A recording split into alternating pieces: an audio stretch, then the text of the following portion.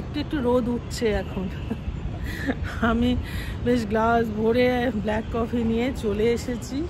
এই দেখো পাশের বিল্ডিং, সবই তো যেদিকে তাকায় সেদিকেই বিল্ডিং। হ্যাঁ, আর এই পেছনটা যেটা ব্যালকনি থেকে দেখা যায়, এই হচ্ছে সেই রেল স্টেশনটা, দেখতে পাচ্ছ। এটা এই যে এই ছাদটা যেটা দেখছো, এটা হচ্ছে ওদের, মানে আমার ছেলে যে রেন্টে থাকে ফ্ল্যাটে, তো ওদের সাথে এটা কিন্তু লাগোয়া ছাদটা, মানে ওদের একদম এটা শুধুই ওদের রেন্ট নেওয়া আর কি। তো তার জন্য যখন তখন এরা আসতে পারে, এত সুন্দর পরিষ্কার করিয়ে রেখেছে, খুব সুন্দর মেনটেন করেছে। সব ব্যাচেলার ছেলেরা রয়েছে কিন্তু খুব সুন্দর মেনটেন করেছে, একদম দেখতে পাচ্ছ পরিষ্কার আর কি। বিশাল বড় ছাদটা, খুব ভালো লাগে। আমি বিকেলের দিকে এখন এখানটাতেই চলে আসি। ওই একটা ট্রেন যাচ্ছে, দেখা যাচ্ছে কি দেখাতে পাচ্ছি, ওই যে ট্রেন যাচ্ছে। কিন্তু আমি না ভেবেছিলাম যে ট্রেন রয়েছে এই পেছনের দিকে স্টেশন, মানে খুব ডিস্টার্ব হবে, কিন্তু জানি না, এটা হয়তো এটা রাতের দিকে কিন্তু এত কিছু আর বোঝা যায় না। ওই মাঝে সাঝে একটু বাসটা আসে, না হলে কিন্তু সেরকম বিশেষ কিছু কিন্তু ডিস্টার্ব হয় না। এই যে এখান দিয়ে একটা রাস্তা চলে গেছে সোজা, এগুলো সব নিজস্ব বাড়ি।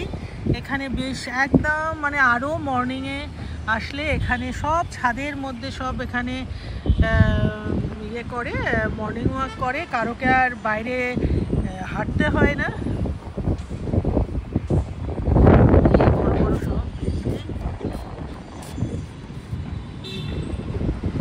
এটা একটা তার ঠিক অপোজিটই হচ্ছে এই অ্যাপার্টমেন্টটা, খুব সুন্দর অ্যাপার্টমেন্টটা। আর এই মানে এই রোডটাই হচ্ছে, এটা যশবন্তপুর রোড এরিয়াটা। তো এখানে মোটামুটি সব আশেপাশেই সব বড় বড় অফিস আছে, সেই কারণে এখানটায় ওই দরজাটা আবার হাওয়ায় ঠক ঠক হচ্ছে। ওই দেখো, যাই হোক চলো, তোমাদের অনেকক্ষণ প্রচণ্ড হাওয়া দিচ্ছে আর কি ভালো লাগছে হাওয়াটা। ওই দরজার ভীষণ আওয়াজ হচ্ছে।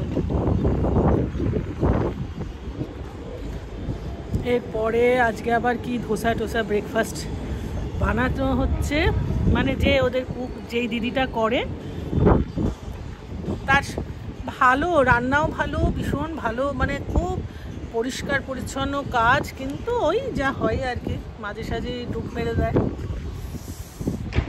চলো তাহলে এখন একটু নিচে যাই, আমার অর্ধেক হয়েও গেছে খাওয়া। দেখতে পাচ্ছ আকাশটা দেখো, একদম কালো হয়ে রয়েছে। এখানে যখন তখন বৃষ্টিটা চলে আসে, কিন্তু সকালের দিকে কিন্তু রোদটা ওঠে, তো হালকা রোদ উঠে আবার মেঘলা করে দিয়েছে।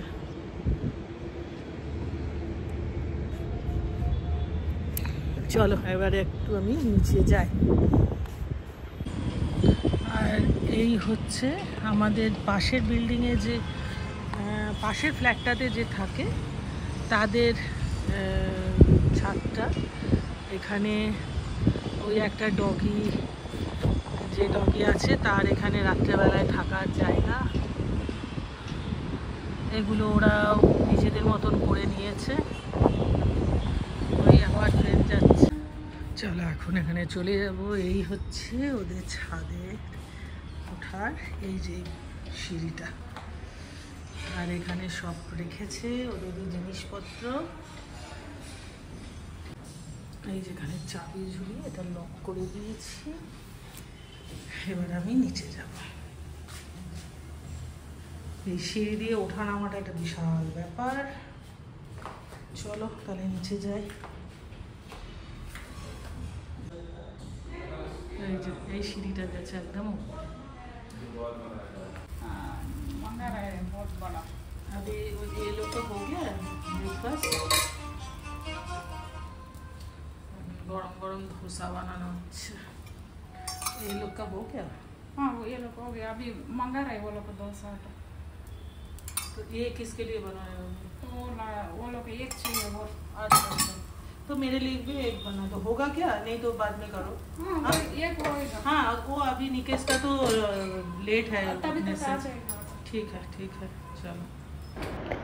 গরম গরম ধোসা বানিয়ে আমাকে দিয়ে গেছে, প্রথমে একটা দিয়ে গেছে, বেশ চাটনিটাও বেশ সুন্দর করেছে, আর তারপরে ভাজছে, তো আবার আরেকটা ধোসা নেব। তার সাথে সাথে একটু বলেছিলাম চা করে দিতে, একটু চা খেয়ে নিয়েছি। খেয়েতে এখন আমার দুপুরবেলা খাবারের সময়ও হয়ে গেছে, লাঞ্চের টাইম হয়ে গেছে। ও যথারীতি সব কিছু রেডি করে রেখেছে।